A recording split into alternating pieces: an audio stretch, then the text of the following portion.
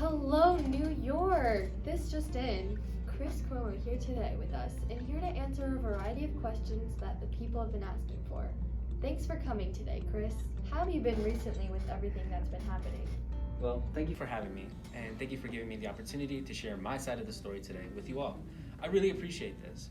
Most of the time in these types of scenarios, the person with the allegations just automatically gets outcasted from society and never really gets a fair chance to truly defend themselves and justify, or at least better explain their reasoning of delinquency.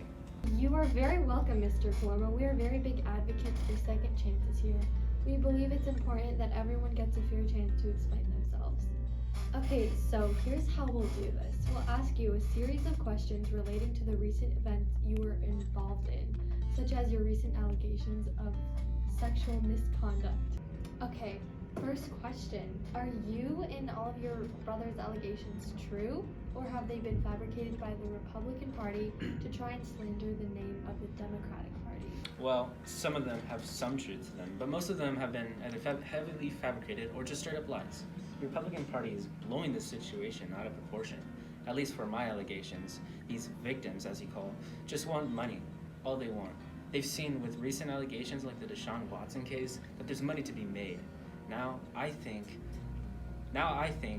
Deshaun Watson is guilty and should be punished for his actions, but even with that, I'm really an advocate for innocent until proven guilty, and there's really not much evidence for the allegations surrounding people like Deshaun Watson.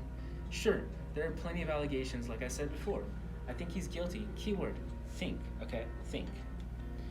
Until he's proven guilty, nothing is certain.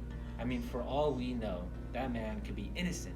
It could just be one slightly uncomfortable interaction and 21 people who just so happen to provide services to Deshaun Watson. But what if those 21 people just wanted to capitalize off that one allegation? Basically, what I'm getting at here is that people need to learn to not jump into conclusions so quickly and turn against someone just because of acquisitions, false or not. Okay, so can you elaborate more on the cases such as the Shelley Ross case? Of course, gladly. So with the Shelley Ross case, that's an example of pure fabrication and deceitfulness, because while I have had a fair share of encounters that were certainly inappropriate, I never had put a finger anywhere on her body whatsoever. She is an example of a person who wanted to capitalize on the recent allegations that my brother is facing. And for that, she should be ashamed of herself. Let me explain how it happened, okay?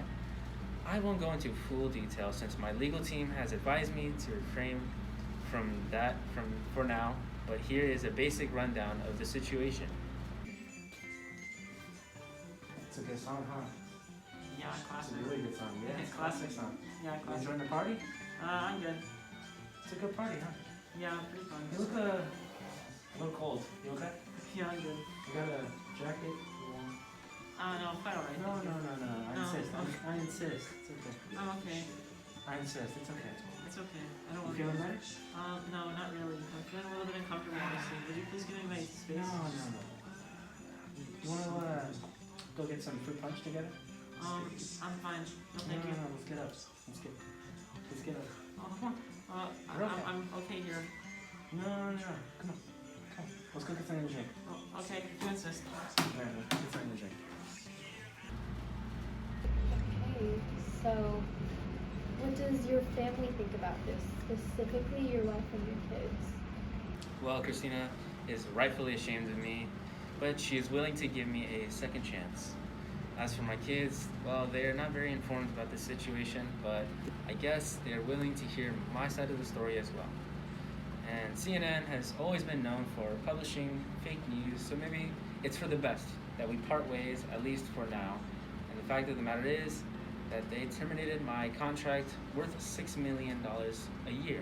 And I would have been working there for at least a few more years.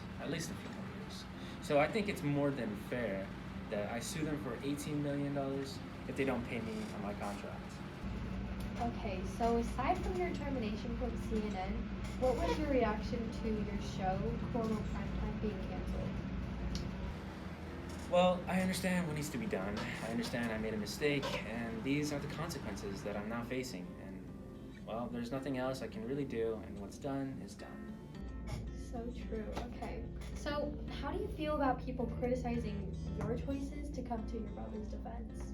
Well, I think people need to put themselves in my shoes. People need to see where I'm coming from. You know, I'm not saying what I did was the right thing to do. I'm very aware that my actions were deceitful and dishonest. I do know that my intentions were not meant to harm anyone. I was just trying to protect the reputation of the Cuomo family name because I wasn't just thinking of my brother, but also the future Cuomos, like my grandchildren. Oh, all right. So, do you have any last words to CNN that you need to say, and also to Andrew? Yes, I do. I just wanted to say that it has been a pleasure working with you guys, and I wanted to say how very sorry I am to you all. I hope you all can forgive me for what I have done. I also just want to thank CNN for giving me the opportunity to have my own show, Kumo Primetime. If you are seeing this, Andrew, I want to say, I am sorry, brother. I will always respect you and love you. I should never have done such a thing like this to you. Okay, so that's all for today. Thanks for watching and Chris Cuomo for joining us, and we'll see you next time. Have a good day.